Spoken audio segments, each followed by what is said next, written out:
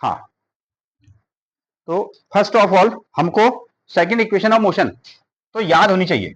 Heading इसमें आप लगाइएगा, हाँ, second equation of motion,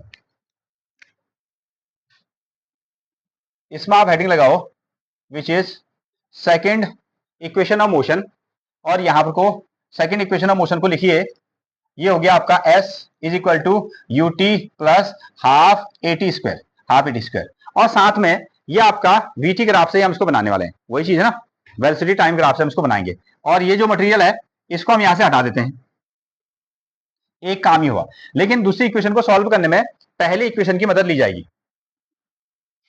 clear है? हाँ,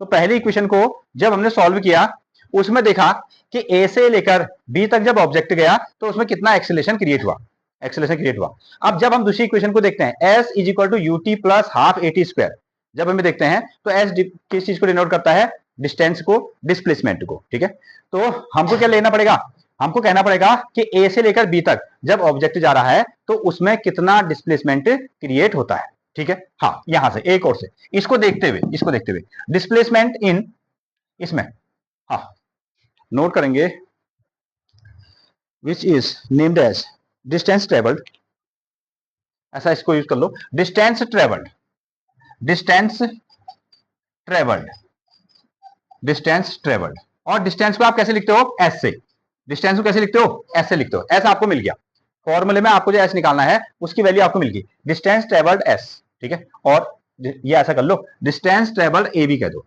ठीक है, डिस्टेंस ट्रेवल्ड ए से लेकर बी तक गया तो उसकी डिस्टेंस कितनी है, ए बी होगी, ठीक। अब निकालेंगे कैसे, हम निकालेंगे, कल हमने इसमें बनाया था लास्ट टाइम पर ना, यहां से लेकर यहां तक जब गया, जब वो यहां से लेकर यहां तक गया तो उसने क्या किया होगा, उसने कुछ ऐसा किया, अगर वो यहां पहुंचा तो उसने नीचे कुछ सपोर्ट दिया होगा, ठीक है, उसने यहां सपोर्ट दिया तब यहां पहुंच गया हो, उसने फिर यहां सपोर्ट दिया तो उसकी पोजीशन यहां हो गई, जब उसको यहां जाना है तो उसने पहले इसको पूरा कवर किया होगा, सपोर्ट किया होगा, तब जाके वो यहां पहुंचा। इसी तरीके से वो कहां पहुंच गया, बी तक पहुंच गया, बी तक पहुंच गया।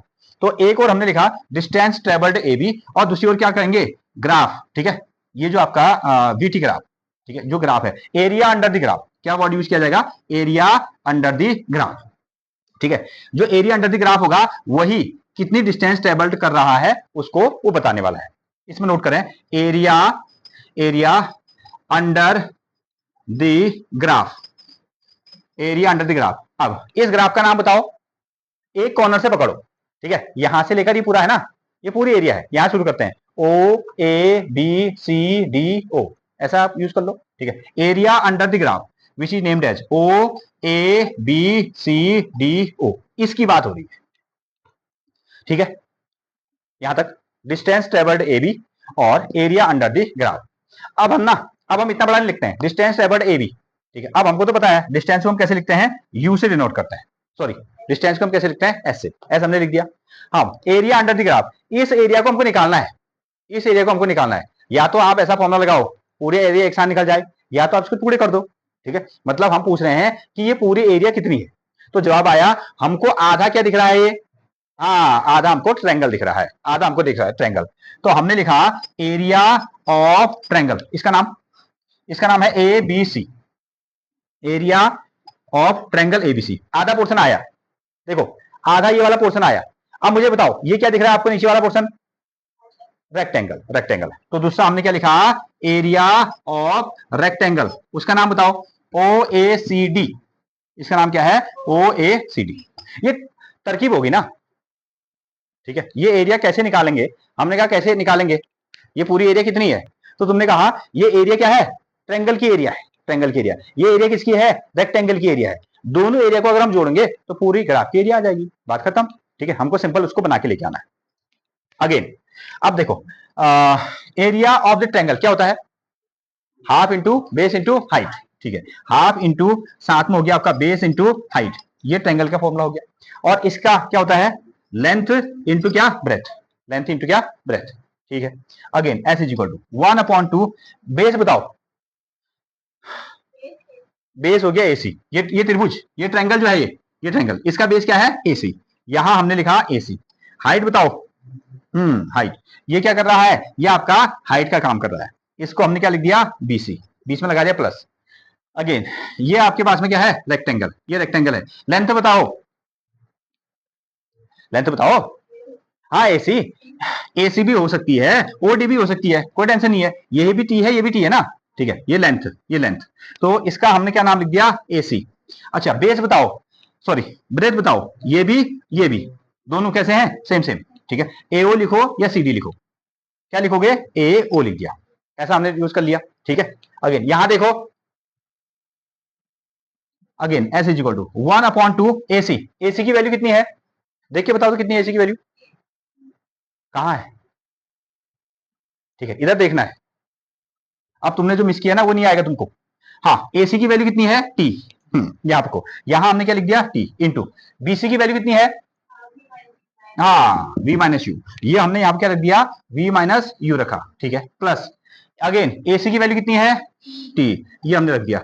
एओ की वैल्यू कितनी है, u, ये आगे आपका u आया, ठीक है। तो हम इसको इतना सिंप्लीफाई कर चुके हैं।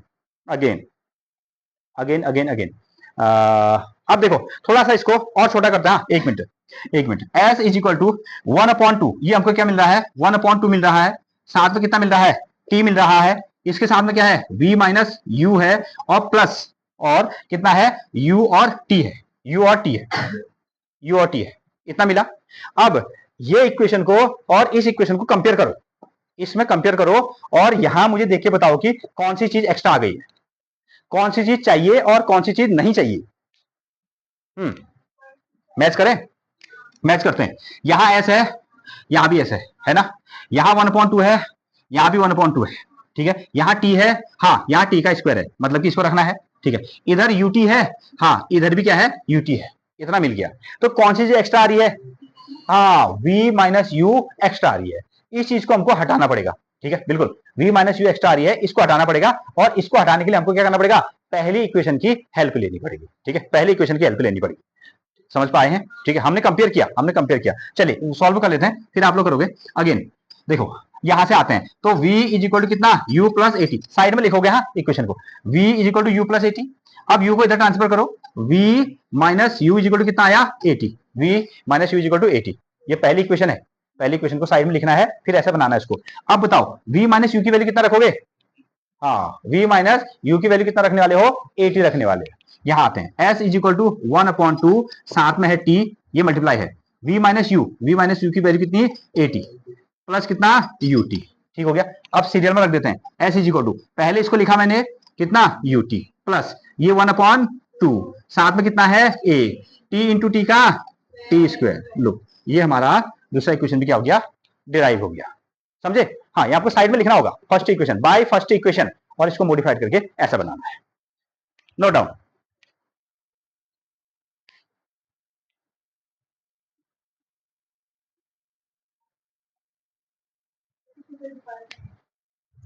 हाँ क्या, नहीं नहीं नहीं फिगर दोबारा नहीं, उसमें बनाओ, देख लो जैसा करते हो आपको, एज यू विश ना।